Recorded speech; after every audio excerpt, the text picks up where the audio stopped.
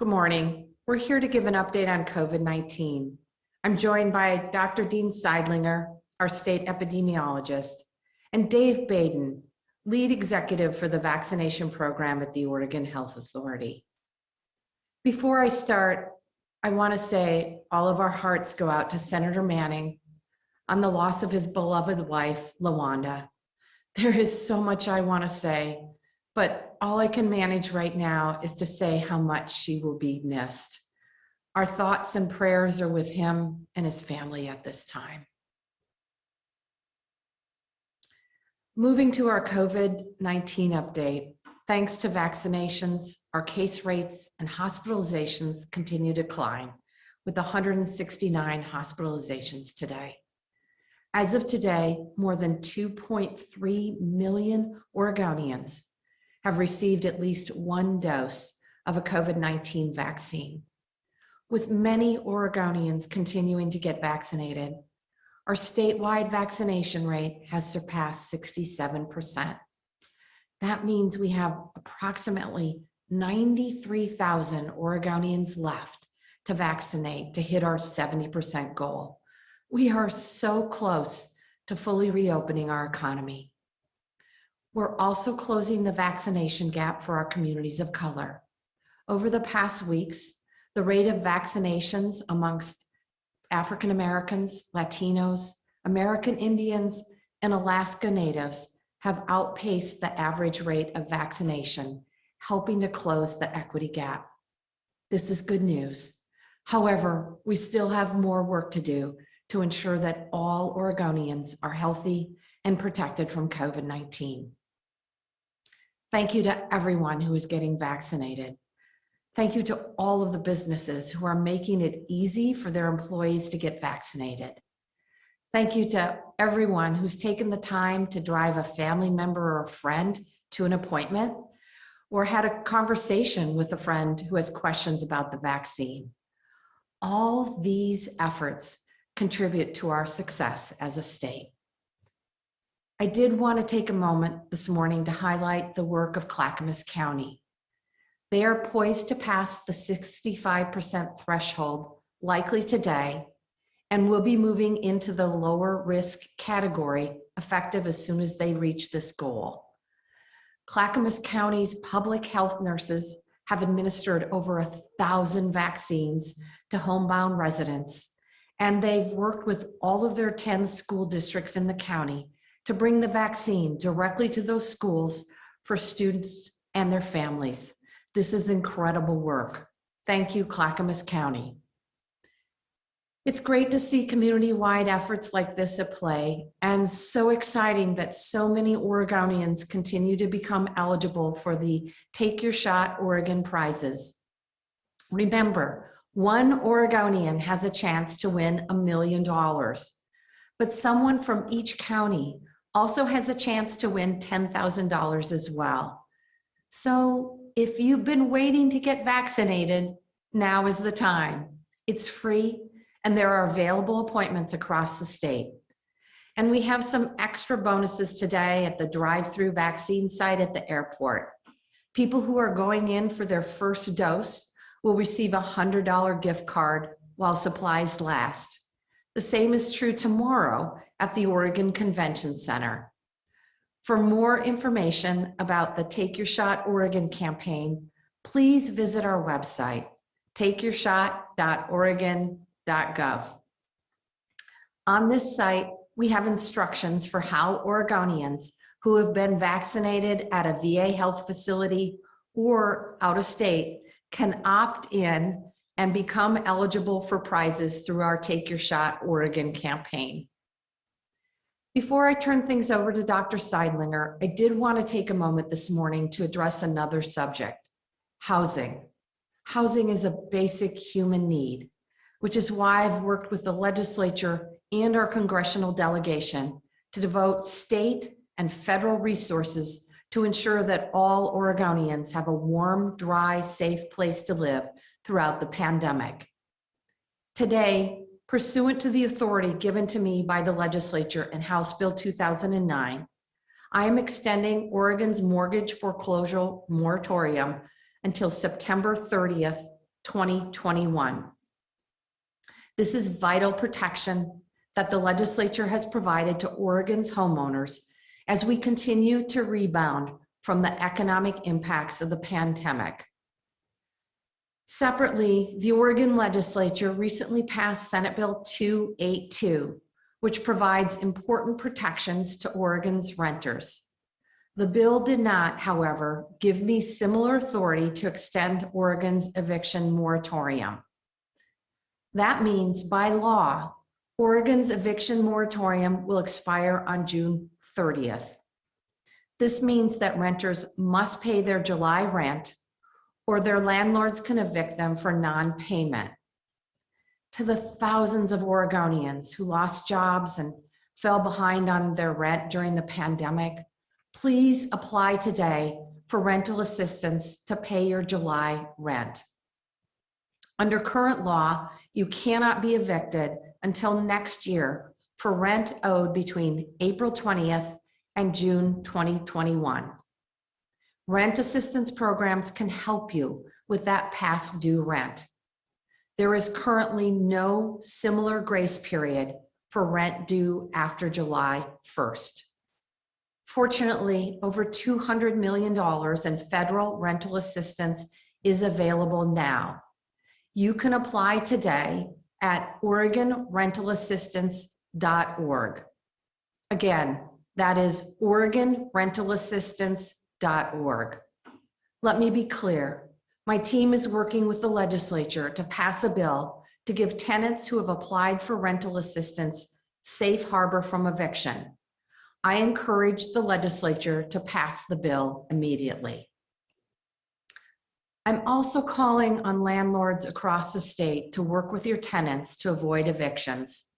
If your tenants have applied for rental assistance, please give our community partners time to get those payments into your hands. And there are still resources available in the Landlord Compensation Fund. Apply today at lcf.oregon.gov. Applications are due by June 18th. We have made it through this pandemic by watching out for one another. We have seen that Oregon spirit time and again in the past year. I am asking for that compassion, kindness, and empathy today while we work to distribute the resources that will support tenants and landlords alike. And with that, I'm going to turn it over to Dr. Seidlinger. Thank you, Governor Brown. Let me begin today with a brief overview of the pandemic in Oregon, then address the recent modeling, which underscores the importance of vaccination as an effective shield against COVID-19. Daily cases, COVID-19 related hospitalizations, and the percent of people testing positive continue to decline. The spread of the virus is receding in communities across the state. Over the past week, we've reported 1,725 new daily cases of COVID-19, a 26% drop from the week prior. That's the lowest weekly total since last September, marking the 6th consecutive week of falling cases. Thankfully, we are also seeing a steady downturn in COVID-19 related hospitalizations, which has greatly lessened the pressure on our emergency rooms and local hospitals. In the past week, new COVID-19 related hospitals dropped 24% over the previous week. And in yet another encouraging trend, COVID-19 deaths, always a lagging indicator, are also declining. OHA reported 20 deaths in our most recent COVID-19 weekly report, a 60% decrease from the previous week. Every death from COVID-19 is tragic, and my thoughts go out to everyone who has lost a loved one to this virus over the past year and a half. In summary, the landscape of the virus has shifted dramatically, creating what we described last week as two pandemics. As our breakthrough data shows, the virus is overwhelmingly impacting those who are not fully vaccinated, while those who are vaccinated are safe from this virus. Virtually every person now infected with the virus, or worse, who has required hospital care, has not been fully vaccinated. The data, as well as our new modeling, clearly shows that the surging virus has more than met its match in the rising tide of Oregonians who are getting vaccinated each and every day. The surge of infections and hospitalizations has receded as more people have gotten vaccinated. That is not a coincidence. The COVID-19 vaccines are safe and effective. They were exhaustively tested in clinical trials, and that efficacy is reflected in the data here in Oregon. Getting vaccinated is the best protection against contracting the virus or passing along to someone else who may wind up in the hospital or even worse, die. Time and again throughout this pandemic, Oregonians have stepped up and turned back the resurgent virus. Initially, this was by keeping our physical distance, limiting our gatherings, wearing masks, and washing our hands. And over the past 6 months has included getting vaccinated. Thank you. More than 2.3 million Oregonians have received at least one dose of the safe and highly effective COVID-19 vaccine. Nearly 2 million have completed their vaccination series. So thank you for taking that critically important step to protect your families, your loved ones, and your communities, in addition to yourself. But in order to decisively defeat this virus and prevent future outbreaks, more people must take that important step. Let me speak to the issue of vaccine-induced immunity versus natural immunity. If you had COVID-19 and recovered, you may not have the same level of immunity as someone who's not been infected and has been fully vaccinated. It is also unknown how long that protection will last. Individuals who have recovered from the disease have a robust response to the vaccine. So it's recommended that you get the vaccine in order to increase your protection from this virus. In all cases, it's better to have immunity from COVID-19 without being sickened by it. The disease can be deadly, and even moderate infections can result in long-term and serious complications that can cause damage in the heart, kidneys, brains, and lungs. So here's the bottom line. There's no substitute for the protection afforded to us by the COVID-19 vaccines.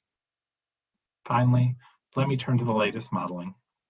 The modeling shows that estimated immunity from vaccination is present in 4 times more people than those who have naturally acquired immunity. The model clearly shows transmission of the virus has slowed, with the statewide reproductive number estimated to be 0.66 at the end of May.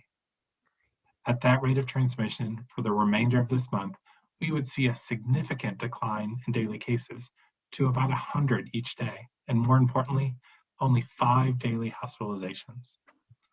If we were to realize a more pessimistic scenario with transmission rising by 20%, we would still see a decline in cases, albeit more gradual, with 135 cases a day and 7 hospitalizations.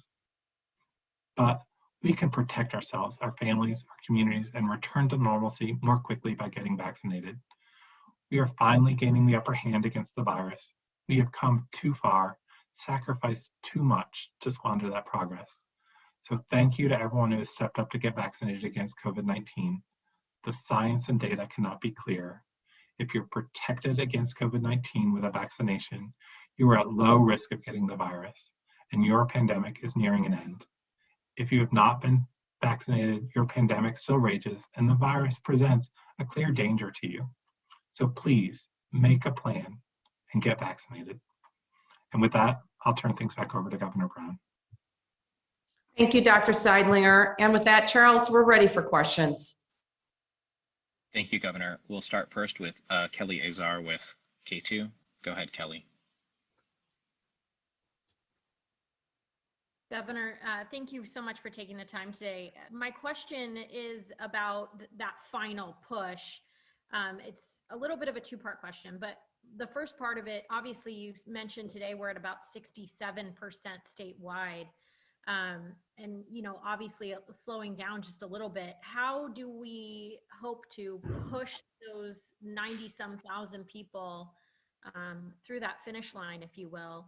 The second question for you too is we asked you last week about veterans and if they were going to be able to be part of the lottery, if you will. We're just wondering where you're at on that and if you were able to include them. Yes. So Kelly, I'm going to answer your last question first, and then I'll take it to your second question, and I may get some help from my partners at OHA. In terms of our veterans and people who were vaccinated out of state, we asked them to go online to sign up to have a chance at winning the Take Your Shot campaign. And I will repeat that website again later in the question and answer period. Unfortunately, it didn't work to get that information directly into the system. And so we are taking the effort and making the time and energy to ensure that our veterans and other folks who got vaccinated in other states, like for example, Idaho, can have a chance to win the Take Your Shot challenge. My understanding is that other states are not doing that. So Oregon is being overly inclusive in terms of that proposal. The veterans and folks who got vaccinated out of state can go to the takeyourshot.oregon.gov website to sign up to win your $1 million. In terms of your first question about continuing to encourage Oregonians to get vaccinated, this is an all hands on deck moment. I think we are all anxious for the Oregon economy to fully reopen. We all miss seeing our friends and family and miss doing the things that we really care about, whether it's going to a brew pub to have a beer with friends or going to a quiet movie theater to share popcorn with your family. So we are talking with folks on a regular basis. We're doing some surprise events over the weekend and next week to continue to encourage and incent Oregonians to get vaccinated. And I'm talking with businesses in the business community to continue their efforts to encourage their staff, their employees, their customers, and their clients to get vaccinated as well. This is really every Oregonian doing their part. You may have a family member or a friend who doesn't drive or has difficulty getting to places. Maybe you reach out to that neighbor or your friend or your family member and ask them if you can take them to a site to get vaccinated. All of these efforts make a difference. Dr. Seidlinger or Dave, do either one of you want to add on to that? Thank you, Governor Brown. I think, at this stage, we have vaccines in Oregon available for all those who want them. So as Governor Brown stated, if you have a friend or a neighbor or a family member who has not been vaccinated, who may need a ride or assistance, help them, reach out. If you still wonder about the safety of vaccines or whether it's good for you, reach out to someone you trust, your doctor, your healthcare provider. Go to the OHA website to look for information so that you can make that decision to get vaccinated and be protected against this virus. We're working to get vaccines into more neighborhoods and communities so that there's a trusted location with trusted people that you can get the vaccine from. You can call 211 or go to the OHA website to learn more information, but get your questions answered. Reach out to a trusted source, help a friend, and together we can all get vaccines into arms and come out of this pandemic. I have one quick follow-up. I hate to even ask, but Governor, if we don't make it to that 70% mark, will you delay reopening? I am confident that based on the case numbers we're seeing right now, we will absolutely meet that mark. Oregonians understand how critically important this is, and we've got a broad array of partners helping us achieve this goal. I want to just say thank you to all of our community partners. I mentioned Clackamas County Public Health and their efforts to vaccinate homebound Oregonians. We have local public health just doing extraordinary work in communities around the state. We've got pharmacies extending their hours to make it convenient for folks who work 9 to 5. So I just want to say thank you to everyone doing everything in their power to make sure that we reach our goal of 70% of Oregonians having at least one shot. And thank all Oregonians for participating. Thank you, Kelly. We'll go next to Aaron Ross with OPB. Go ahead, Aaron.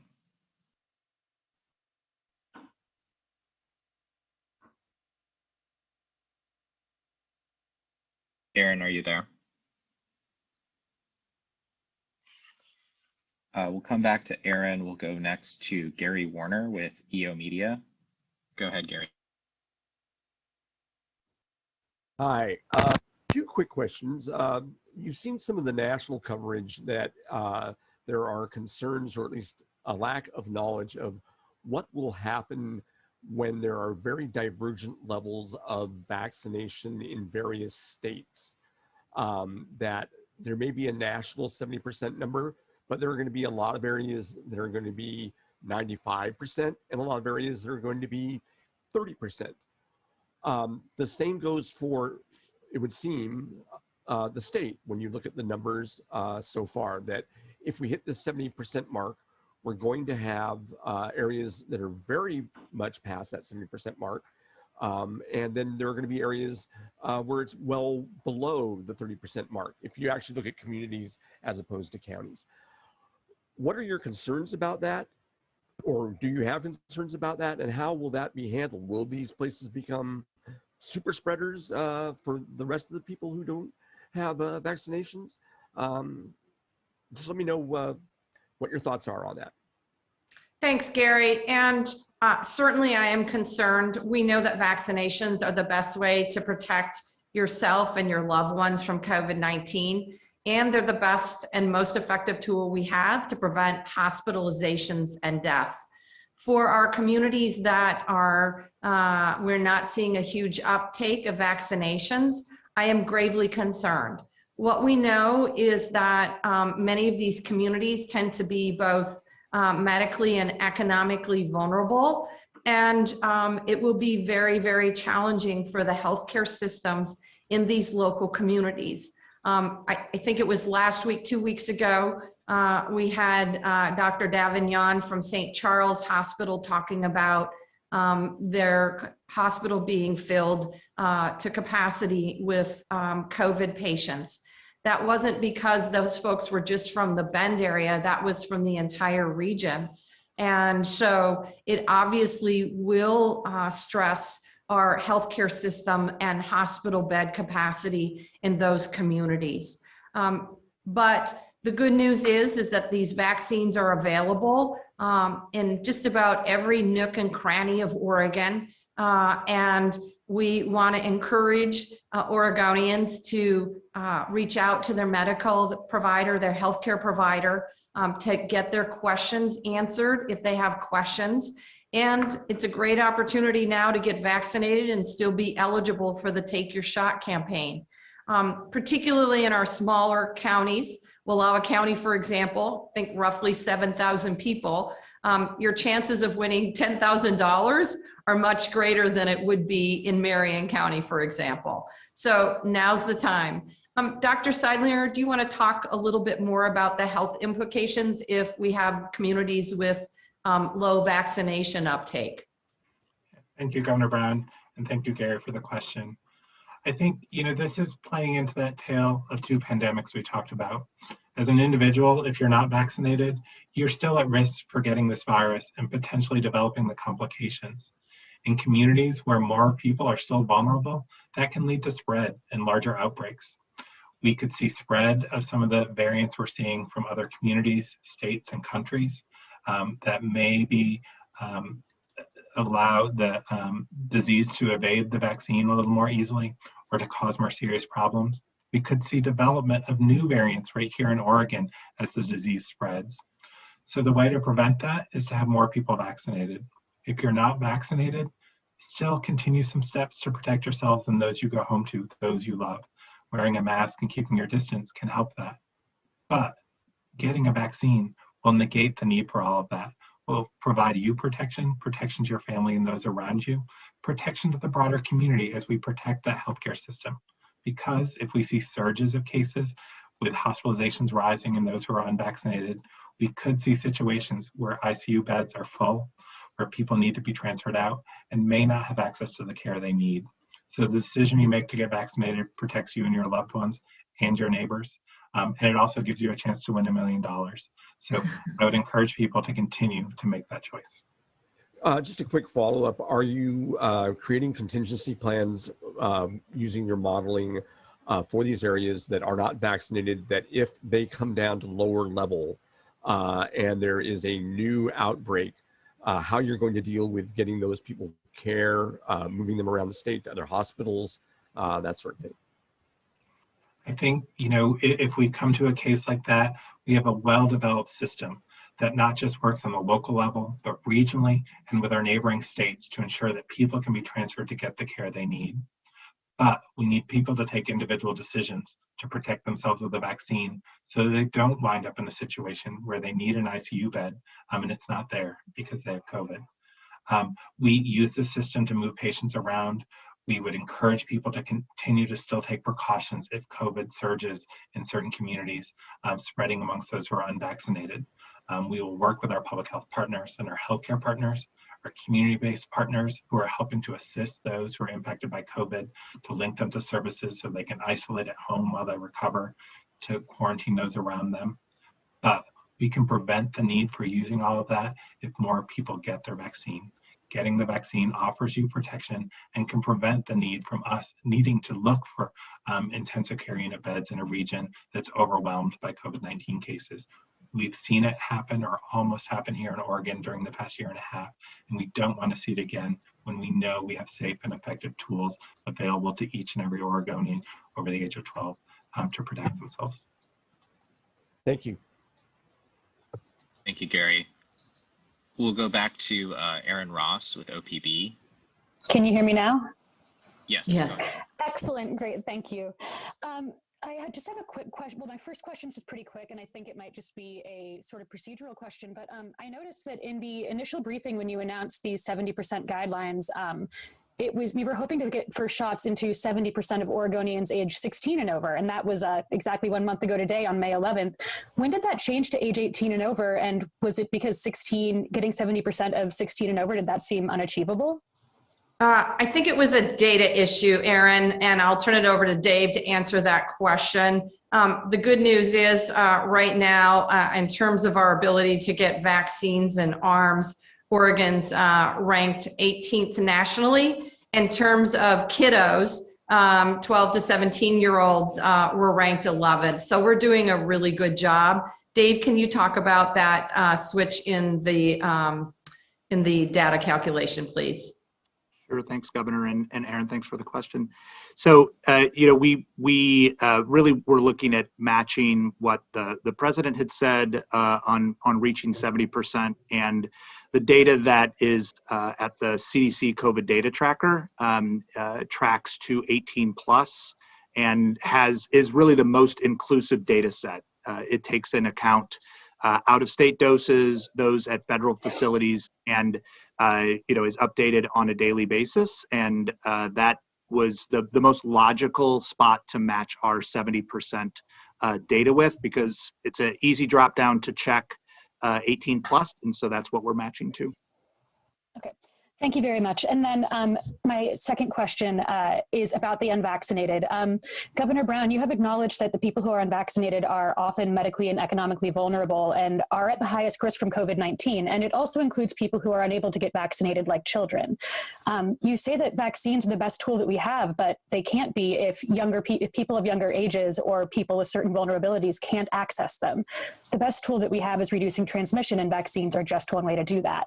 And it's also one way. So reducing transmission is the best way to prevent these people from getting vaccinated, and it's also the best way to prevent the evolution of vaccine-resistant viruses.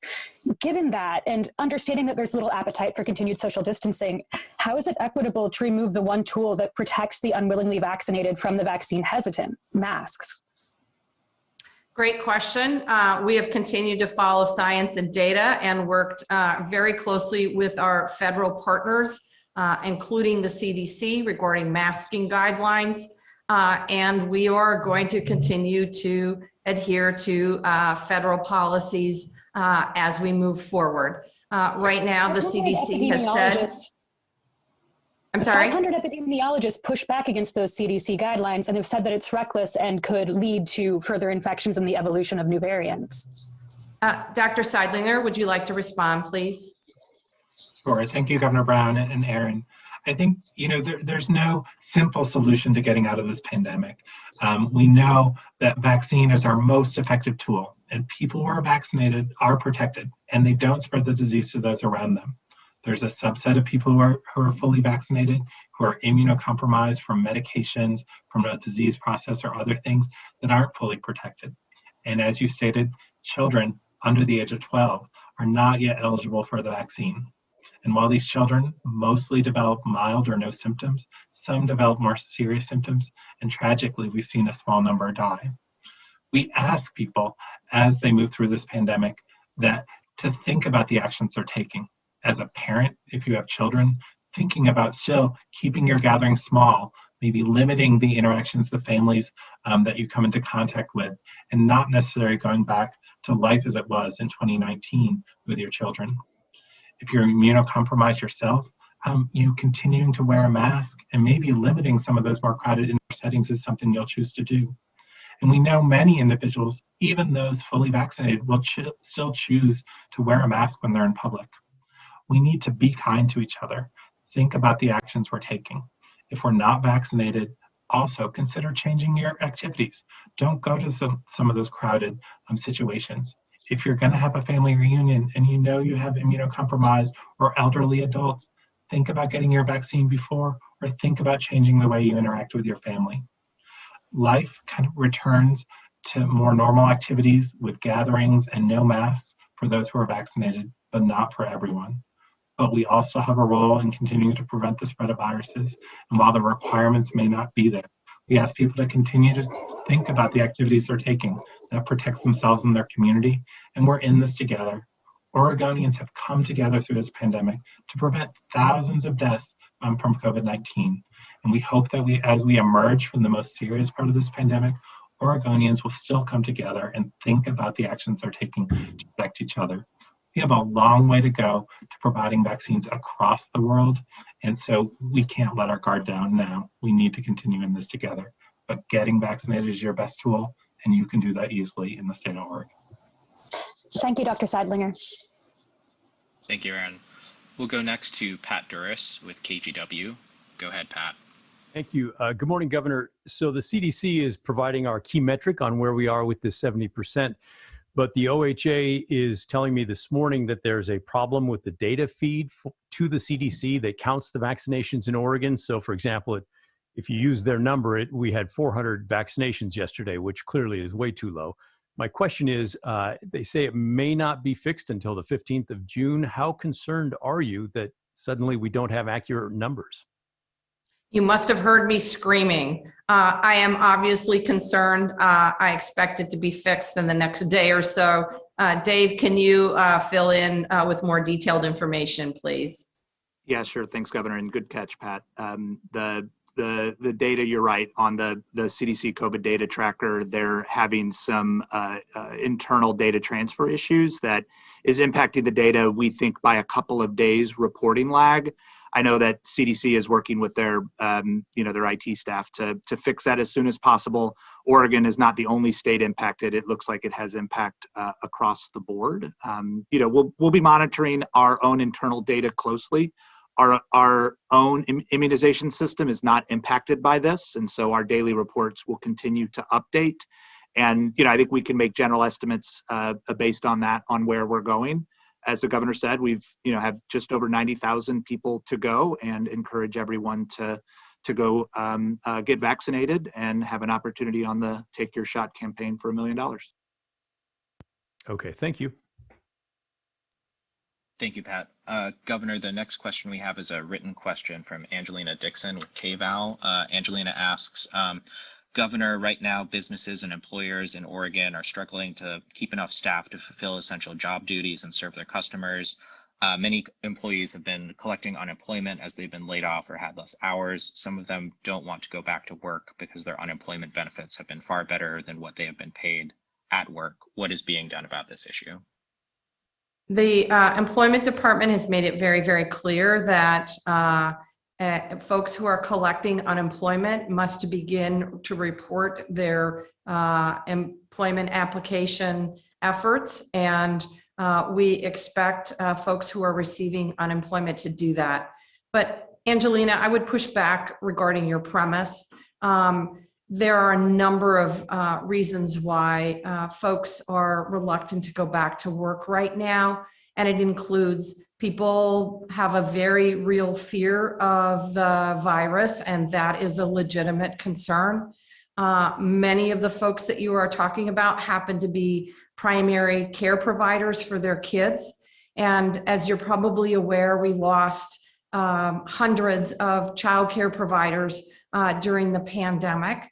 And it is extremely challenging for working families to locate childcare that's affordable in their communities and accessible.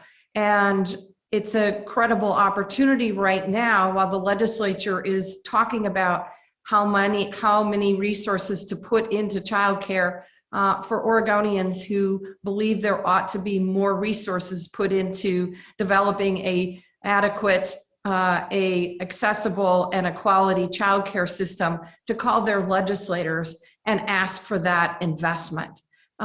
You also have a lot of kids throughout the state that are not in school full-time, compounding the childcare issues. So there are a number of reasons why employees are choosing not to return to work. But I do not believe that by punishing them, by taking away or reducing their unemployment, we encourage them to go back to work.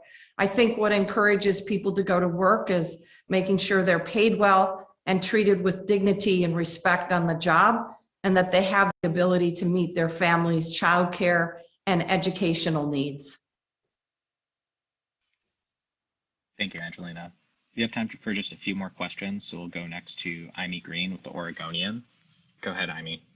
Thank you. I have a two-part question. First, along the lines of what Aaron Ross was asking about with masks and CDC guidance, the CDC is still recommending that unvaccinated people wear masks in all sorts of situations.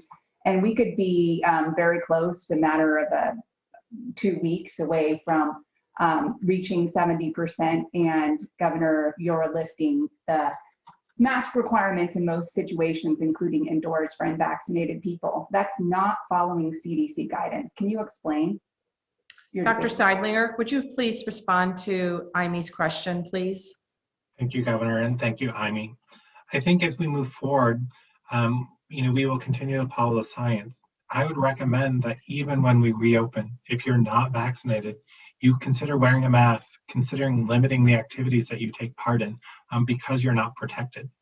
What I would hope is that before we reach that point, you change your mind, you decide to get your vaccine, or you do so as we move forward. Vaccination is our best protection, but without vaccination, some of the measures we've been living with for the last year and a half offer the best protection.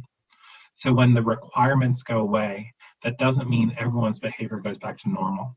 People with underlying medical conditions, parents with children under 12 and their families may choose to act a little differently until the virus diminishes even more in our community and more people get vaccinated. People will choose to make individual choices about the activities they do and whether or not they wear a mask. And businesses will need to support that for individuals who come in and want to wear a mask. And we encourage people to be kind to others, allow their choices, because even without the requirement, people can take responsibility for protecting themselves, their family, the loved ones that they return to in their broader community. We hope they do that by wearing a mask, or by getting vaccinated. But for those who choose not to be vaccinated, or the vaccine may not be that 100% effective for them because of underlying conditions, taking some precautions continues to remain the norm. So be neighborly, be kind as we get through this pandemic. We'll do it together. That's the way we've come through the past year and a half, and that's the way we'll come out of this. I was also interested in hearing from the governor, why are you not following CDC guidance by continuing to require masks for unvaccinated people in all situations? We're waiting to see what the CDC guidelines are going to be as we reopen. We know that they are examining the guidelines for the education system, and I suspect they will be re-examining other masking guidelines, and we will continue to watch and see what the federal agencies, including the CDC, do in this arena. Are you saying you've changed your opinion, you've changed your decision on what happens when we reach 70%? Are you still going to allow unvaccinated people to not wear masks in most situations, including indoors? I may, honestly, that will be up to folks who are unvaccinated. I have a friend who's struggling with cancer right now. They are going through chemotherapy. They know they are extremely vulnerable, and they wear a mask because they know it is their best protection against COVID-19, since they are not able to be vaccinated. I guess I'll just try to ask one more time. Why not require unvaccinated people to wear masks as the CDC recommends? Look, we're going to continue to follow CDC guidelines as we reopen. As I said, the CDC guidelines are still under consideration post-reopening. We don't know what they will do when the country fully reopens, and we're waiting to see what those look like. I think I'll let someone else ask the last question of the day. Thanks, Amy. We'll go next to Lisa Balick with COIN. Thanks, Lisa. Sure. Good morning. Governor, besides the incentives, the cash prizes that really have not made much of an impact yet, it seems to convince people at this point to get a shot is that the mask will stay on and social distancing will remain if not. Why not emphasize that? Lisa, every time I talk to groups about our vaccination goals and guidelines, I am mentioning that we are doing this because we want to fully reopen the economy, allow folks to participate in events, whether it's watching your favorite sports team or going to a brew pub or going to a movie theater. I am talking every single day with elected officials, with our business partners, and with our community partners about the benefits of reopening, and also talking about the opportunity to win $1 million and other surprises that may come along over the next several days. But I guess if those are two issues that are really on top of people's minds, they want to take off the mask, they want to get together, why not really just focus on that message? We have continued to hone in on that message over the last several weeks. Last week, I went through all of the criteria, what will happen when we fully reopen. I have said time and time again that fully reopening means we can return to some level of normalcy. As we've been talking about, the CDC may continue to require masks in certain circumstances, including healthcare clinics and public transit. We don't know what other requirements there may be.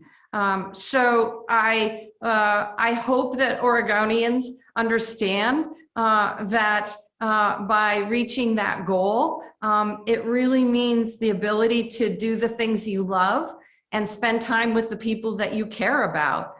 The good news is that we're really, really close. Oregonians have stepped up in multiple ways to take their shot. And when I look at other states, like Ohio, for example, Oregon is doing substantially better than they are. That tells me that each level of incentive, each idea that we have that's working out there that we've put into a place to encourage or motivate Oregonians, that it's working, and it all creates a level of excitement around reaching our goals. Thank you. That's all the time we have for questions today, Governor. Thank you. Thanks, everybody.